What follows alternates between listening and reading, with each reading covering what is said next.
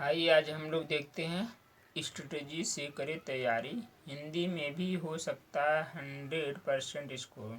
ठीक है, आप देखिए हिंदी का ये पेपर है, ready for board, subject Hindi, class tenth के बच्चों के लिए। ठीक, देखिए जो इसमें लिखा हुआ मैं पढ़ रहा हूँ, बाकी आप लोग जो है इसको अच्छे से पास करके वीडियो पढ़िए।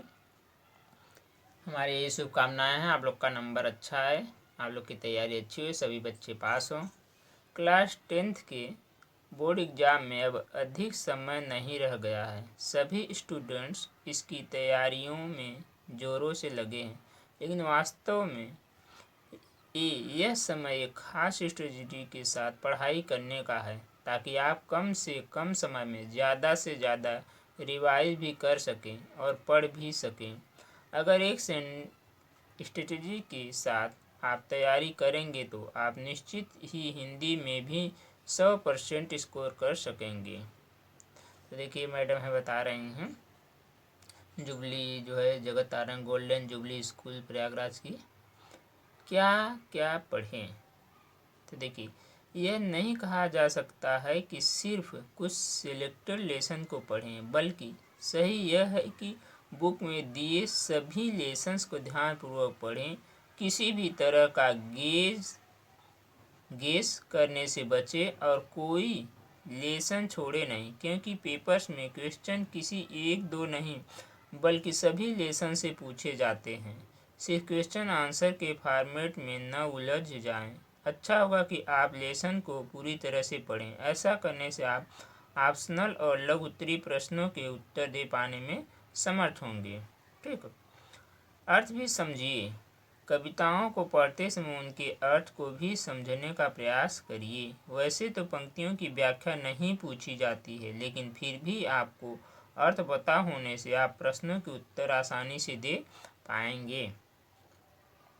दूसरा देखते हैं, राइटर पर फोकस जरूरी।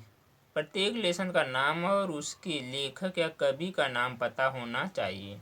आप किसी क्वेश्चन का आंसर दे रहे हों और उस समय आंसर की शुरुआत उस लेसन के नाम और राइटर के नाम के साथ की है तो एग्ज़ाम पर अच्छा प्रभाव पड़ता है और अच्छा स्कोर करने के चांस भी बढ़ जाते हैं। इम्पॉर्टेंट पॉइंट हाईलाइट करें। किसी भी क्वेश्चन का आंसर लिख रहे हो तो उसे सहज शब्दों में लिखें, लेकिन साथ ही यह भी ध्यान रखें कि आंसर के दौरान जो भी लाइन या पॉइंट्स बहुत इम्पॉर्टेंट दिख रहे हो उसे हाईलाइट भी करें। इनका अभ्यास जरूर करें।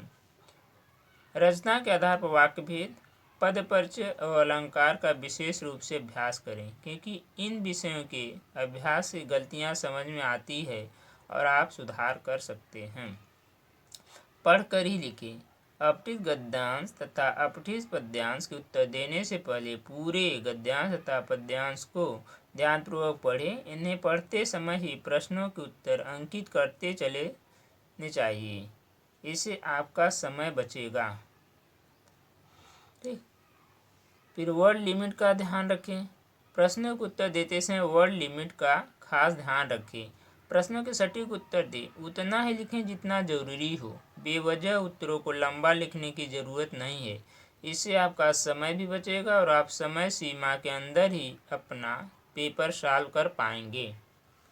अगली हेडिंग है शॉर्ट्स नोट्स। ठीक, व्याकरण के विषयों को पढ़ते समय ही विषय संबंधित नियमों को शॉर्ट्स नोट के रूप में लिख लेना चाहिए। ऐसा करने से रिवीजन करने में ज़्यादा समय नहीं लगेगा। ग्रामर पर फोकस यानी व्याकरण के विषय बहुविकल्पी प्रश्नों के अंतर्गत आते हैं, इसलिए इनके उत्तर का चयन ध्यानपूर्वक करना चाहिए। विशेष रूप से पद परिचय से संबंधित प्रश्नों के उत्तर ध्यान से पढ़कर लिखने चाहिए। सेट फॉर्मेट को समझें। Paragraph writing, letter writing, message और ईमेल राइटिंग में प्रारूप और विषय वस्तु के अलग अलग अंक दिए जाते हैं। विषय वस्तु लिखने के साथ सही प्रारूप लिखने का अभ्यास करें। सैंपल पेपर से प्रैक्टिस करें। गत वर्षों के प्रश्न पत्र तथा सैंपल पेपर्स को समय सीमा में बंध कर अवश्य हल करें। ऐसा अभ्यास करने से आपका आत्मविश्वास बढ़ेगा तथा आप स्वच्छ व सुंदर लेख में समय पर प्रश्न पत्र हल कर पाने में समर्थ होंगे। यानी 3 घंटे में आप कंप्लीट करिए। प्रेजेंटेशन पर फोकस। इसके साथ ही साथ अपने प्रस्तुतिकरण पर विशेष ध्यान दें। अच्छे प्रस्तुतिकरण से अंक अपने आप ही बढ़ जाते हैं। No tension. परीक्षा का टेंशन न लें। सुबह उठकर योग करें, इससे आप पूरा दिन ऊर्जावान रहेंगे। पूरा दिन केवल किताबों में ही न डूबे रहें। कठिन विषयों को सुबह उठकर तैयार करें। समय समय पर खुद को रिफ्रेश करते रहें। टीचर से हेल्प लें। अपने शिक्षकों के संपर्क में रहें तथा उनसे अपनी समस्याओं का समाधान पूछने में हिचकिचाएं नहीं। या अपने बड़े भाई बहन से जो हाई स्कूल पास हो गए, इंटर BA में हो, उनसे आप कोई चीज़ न समझ में आ रहा है तो जाके पूछ लीजिए। Important topics. रचना के आधार पर वाक्य भेद, अलंकार, वाक, पद परिचय, लक्ष्मण परशुराम संवाद, सूरदास के पद, नेताजी का चश्मा, लखनवी अंदाज, एक कहानी, यह भी संस्कृति, ये सब इम्पॉर्टेंट्स हैं। ठीक है, आप लोग अच्छे से तैयारी करिए, पूरा रिवीजन करिए, कोर्स को प्रयास करिए। Thank you for watching video.